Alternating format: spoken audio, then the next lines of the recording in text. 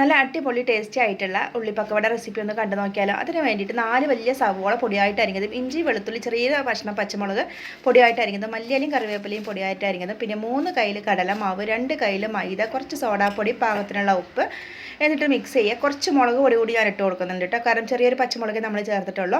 കുറച്ച് വെള്ളം ഒഴിച്ച് കൊടുത്തിട്ട് നന്നായിട്ട് ബാറ്റർ റെഡിയാക്കി എടുക്കുക. അപ്പോൾ ബാറ്റർ നല്ലോണം എന്താ പറയുക കട്ടിയിലായി പോകരുത് കേട്ടോ, കുറച്ച് ലൂസിലിതായി ഇതുപോലെ വേണം കേട്ടോ. എന്നിട്ട് നമ്മളത് മാറ്റി വെക്കുന്നുണ്ട്. ഇനി ഇതിലോട്ട് നമ്മൾ ചമ്മന്തി ഒന്ന് ഉണ്ടാക്കിയെടുക്കുന്നുണ്ട്.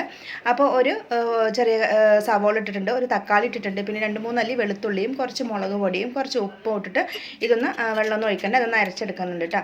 എന്നിട്ട് നമ്മളിതിലേക്ക് ഒരു സ്പൂൺ വെളിച്ചെണ്ണ ഒഴിച്ച് കൊടുക്കുന്നത്, പച്ച വെളിച്ചെണ്ണ. അപ്പോൾ ചമ്മന്തി അവിടെ റെഡി ആയിട്ടുണ്ട്, അത് മാറ്റി വെച്ചിട്ടുണ്ട്.